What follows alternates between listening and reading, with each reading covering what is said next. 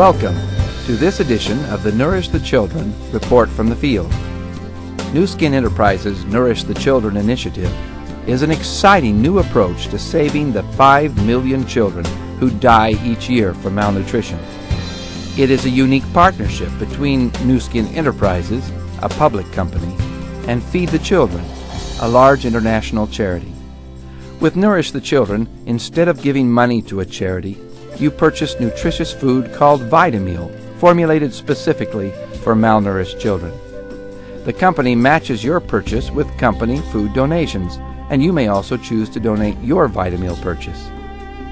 Feed the Children delivers all Vitameal donations without charge to children who need it most in countries such as Malawi, Indonesia, China, Thailand, and Honduras. It is projected that over 70 million meals will have been donated by the end of 2006 through this innovative approach to solving a terrible world problem. This program makes possible the impossible. A small gift from the heart of a single individual can become a significant force. This is a unique and profound program. I would like to endeavor to introduce this program to as many people as possible in the future. Together, let's enlarge this ever-expanding circle of good deeds. Hello, my name is Brooke Roney, and I have the honor of serving as the Executive Director of Nourish the Children. This video is an update of Nourish the Children projects around the world. It is a celebration of good works and congratulations to all those who have participated in saving children.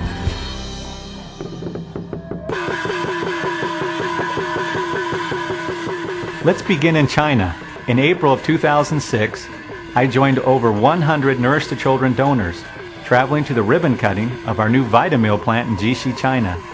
Unfortunately, a record-breaking snowstorm resulted in our flight being diverted and necessitated an 8-hour train ride through the night.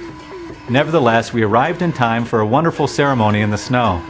We toured the plant that will produce over 1 million meals each month for distribution to China, Mongolia, Indonesia, Thailand, and the Philippines. We also had the opportunity to distribute Vitameal to poor families around Jishi. My heart was particularly touched by the story of one young girl. Grandma is getting old, but she still has to raise me. One night when she was coming home, she fell on the icy road. After that, her health was getting worse. But she stayed strong for me. Sometimes I wish I have a nice place to live and want to have some treats.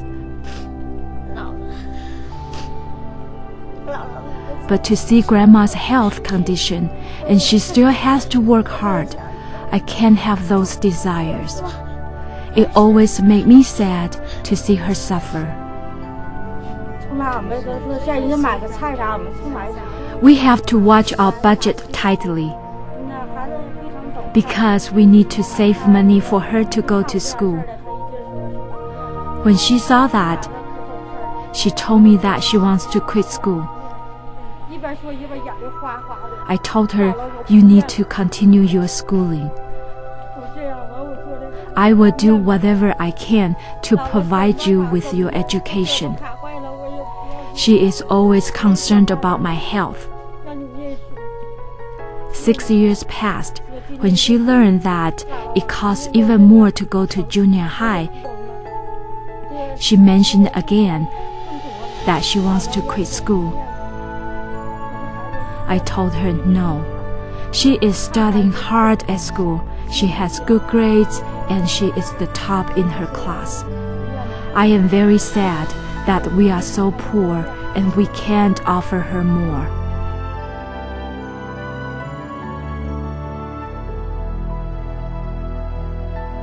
I am so glad that Nourish the Children is able to provide food for this family so that this bright young lady can stay in school. Thousands of children in China are now being nourished by your donations. Through all the donors' effort, we can help to bring the Vitameal to all the world.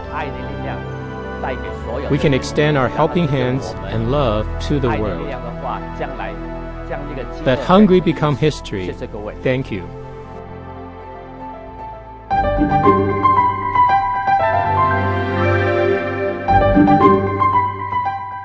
Now we travel to the Philippines, to a small coastal community that takes 2 hours by car plus 2 hours by boat to reach from the nearest city. Poverty is the biggest problem faced by the 46,000 people who live here. About 25% of the preschool children are malnourished, but a new Vitamil program called VitaKids is making a difference. The health of children in the program was carefully tracked, even though some children had to travel miles by boat or by foot to be evaluated.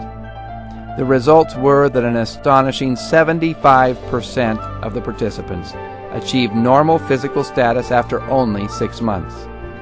Over 32,000 Filipino children are fed at least 3 times a week in hundreds of villages through the tireless efforts of our charity partners, such as Feed the Children.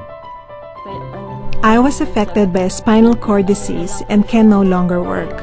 I cannot afford to buy vitamins for the kids due to lack of money. I am so thankful for Vitamil and the El Rey organization of Camarines Sur, who made a big difference with my family.